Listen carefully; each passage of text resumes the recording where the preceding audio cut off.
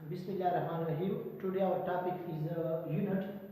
पहले लेक्चर में हमने फिजिकल क्वांटिटीज़ के बारे में पढ़ा था कि फिजिकल क्वांटिटीज़ क्या हैं। इसके बाद हमने उसके एग्जांपल्स और फिजिकल क्वांटिटीज़ के टाइप्स के बारे में, और हमने कहा था कि फिजिकल क्वांटिटीज़ जो है वो हमारे पास तीन टाइप्स के हैं, एक बेस क्वांटिटी, डिराइव्ड क्वांटिटी, और तीसरा हमने पढ़ा था कि इसको हम सप्लीमेंट्री फिजिकल क्वांटिटी कहते हैं।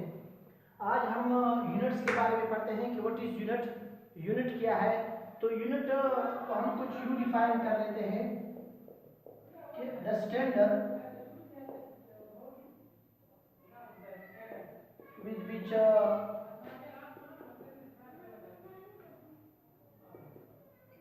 physical quantities are compared. Physical quantities are compared.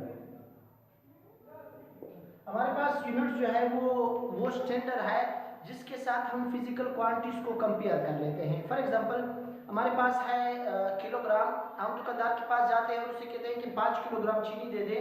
वो चीनी का मुवाजना यानी कंपैरिजन एक स्टैंडर्ड के साथ कर लेता है और उसका 5 गुना चीनी हमें दे देता है। इसके बाद हम अगर जाए पेट्रोल वाले के पास और उसे कहते हैं कि मेरे बाइक में 2 लीटर पेट्रोल डालें, 3 लीटर पेट्रोल डालें, तो वो उस पेट्रोल का कंपैरिजन एक स्टैंडर्ड के साथ कर लेता है और उसका दुगना या 3 गुना पेट्रोल हमारे बाइक में डाल देता है। तो हमारे पास वो स्टैंडर्ड जिसके साथ हम फिजिकल क्वांटिटीज या चीज़ों का मुवाजना करते हैं, इसको हम यूनिट्स कहते हैं। इसके बाद यूनिट्स की भी हमारे पास टाइप्स हैं। एक को हम बेस यूनिट कहते हैं, दूसरे को हम डिराइव्ड यूनिट कहते हैं, और तीसरे को हम नाम देते हैं सप्लीमेंट्री यूनिट। Supplementary unit. अब बेस यूनिट हमारे पास the unit of base physical quantity is called base unit. The units of base physical quantities, जो हमने बेस फिजिकल क्वांटिटीज पढ़े थे उसके यूनिट को हम बेस यूनिट कहते हैं। ये हमारे पास दो यूनिट वो यूनिट्स हैं on the basis of which other units can derive। ये वो यूनिट्स हैं जिसकी वजह से हम दूसरी यूनिट्स को डिराइव कर लेते हैं, उन यूनिट्स को हम बेस यूनिट कहते हैं। डिराइव यूनिट कौन से हैं? Those units which are derived from base units. ये वो यूनिट्स है जिसको हम बेस से डिराइव कर लेते हैं। अब बेस का एग्जांपल हमारे पास है मीटर, इसका एग्जांपल हमारे पास है सेकंड, इसका एग्जांपल हमारे पास है केजी एटसेट्रा। ये हमारे पास जो बेस जितनी भी यूनिट फिजिकल क्वांटिटीज हैं इसकी यूनिट्स हमारे पास बेस यूनिट्स कहलाते हैं। अब डिराइव्ड यूनिट जो इन बेस से डिराइव्ड हो उसको हम क्या नाम देते हैं? डिराइव्ड यूनिट कहते हैं। फॉर एग्जांपल हमारे पास है न्यूटन, हमारे पास है पास्कल, हमारे पास है वाट एटसेट्रा।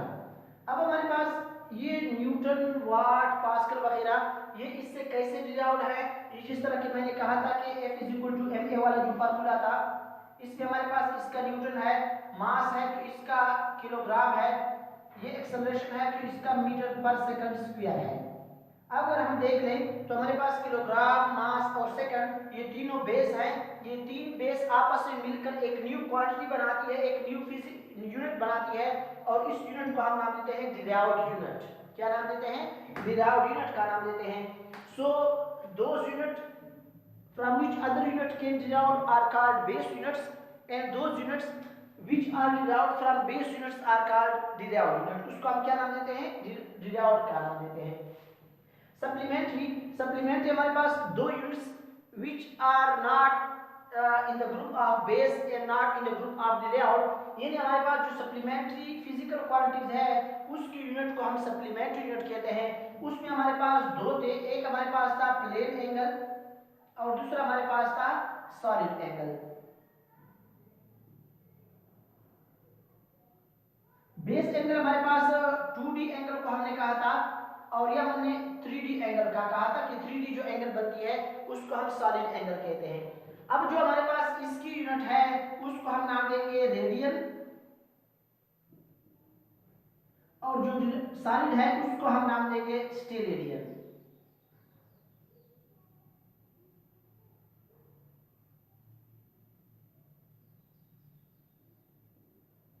स्टेरेडियन। अब ये रेडियन और steradian, radian is the 2 dimensional angle की यूनिट है और दिस इज 3 डायमेंशनल एंगल की यूनिट है। रेडियन को हम कैसे डिफाइन कर लेते हैं और स्टेरेडियन को हम कैसे डिफाइन कर लेते हैं, इन दोनों में डिफरेंस क्या है और इसका डायमेंशन क्या है, उसको हम इंशाल्लाह नेक्स्ट लेक्चर में पढ़ेंगे।